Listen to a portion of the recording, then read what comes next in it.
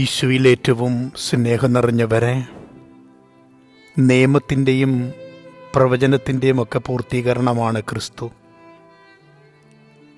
അനാദി മുതലേ പ്രവചിക്കപ്പെട്ടതും നിർദ്ദേശിക്കപ്പെട്ടതുമായെല്ലാം ക്രിസ്തുവിൽ ഒന്നാകുന്നുണ്ട്.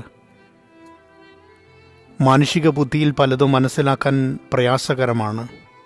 എന്നാൽ എത്ര ലാളിത്യത്തോടാണ് ക്രിസ്തു രക്ഷാകരമായ കാര്യങ്ങൾ മനുഷ്യർക്ക് വെളിപ്പെടുത്തി കൊടുത്തത്. ഉപമകളിലൂടെയും ചെറുകഥകളിലൂടെയും സന്ദേശങ്ങളിലൂടെയുമൊക്കെ അത് വ്യക്തമായിരുന്നു. മനുഷ്യനായി ദൈവഹിതത്തെ മാറ്റിമറിക്കാതിരിക്കട്ടെ. സൃഷ്ടിച്ചതും നിർമ്മിച്ചതുമൊക്കെ ദൈവഹിതമായി കരുതാൻ പഠിക്കാം. നമ്മുടെ കഴിവും പ്രാപ്തിയുമൊക്കെ അനുഗ്രഹങ്ങൾക്ക് കാരണമാകേണ്ടതാണ്. ആദരവോടുകൂടി കാര്യങ്ങൾ കാണേണ്ടതാണ്.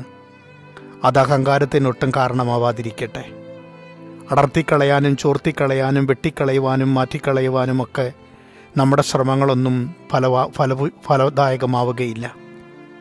അതുകൊണ്ട് എത്ര വ്യക്തമായി ക്രിസ്തു പറയുന്നു, എല്ലാം കടന്നു പോകും, പക്ഷെ കടന്നു പോകാത്തതൊന്നു മാത്രമേ ഉള്ളൂ, ദൈവം.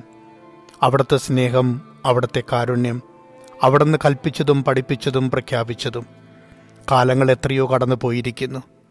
നമ്മൾ തന്നെ നമ്മുടെ ഹ്രസ്വമായ ജീവിതങ്ങളിൽ എത്രയോ തവണകൾ വചനം കേട്ടവരും വചനം മനസ്സിലാക്കിയവരുമാണ്. എന്നിട്ടും നല്ലൊരു മാനസാന്തരത്തിന് നമ്മുടെ ജീവിതം കാരണമാകുന്നില്ലെങ്കിൽ നല്ല നിലത്ത് വീഴാതെ പോയ വിത്തുകളായി അത് കരുതേണ്ടതായിട്ട് വരും. നമ്മളായിട്ട് ദൈവഹിതത്തെയോ ദൈവവചനത്തെയോ മാറ്റിമറിക്കാൻ ശ്രമിക്കേണ്ട. ഒരു വള്ളിപുള്ളി പോലും വ്യത്യാസപ്പെടുത്താൻ ശ്രമിക്കരുതെന്ന താക്കീത് കൂടി വചനം പറയുന്നുണ്ട്. എഴുതപ്പെട്ടത് തന്നെയാണ്. അതങ്ങനെ തന്നെ നടന്നു പോകും. നമ്മളൊക്കെ കടന്നു പോയാലും ഈ കാരുണ്യം അവസാനിക്കാതെ നിലകൊള്ളും. ആകാശവും ഭൂമിയും കടന്നു പോയാലും പറയപ്പെട്ട വാക്കുകൾ, പ്രവചിച്ച വാക്കുകൾ, പ്രവർത്തിച്ച ദൈവഹിതവും ദൈവാനുഗ്രഹങ്ങളുമൊക്കെ കാലങ്ങളോളം അങ്ങനെ നീണ്ടുപോകും. അതെല്ലാം മനുഷ്യർക്കും വേണ്ടി സൃഷ്ടിച്ചതാണ്. അതിൻ്റെ നന്മകൾ ആസ്വദിക്കുവാൻ കഴിയുന്നവർക്കത് നന്മയായി നിലകൊള്ളും. എന്നാൽ എല്ലാത്തിലും തിന്മകൾ നിരൂപിക്കുന്നവർ അതിൻ്റെ നന്മകൾ അനുഭവിക്കാതെ കടന്നു പോകുക തന്നെ ചെയ്യും. ദൈവഹിതം മനുഷ്യൻ്റെ ബുദ്ധിയേക്കാൾ എത്രയോ ശക്തമാണ്.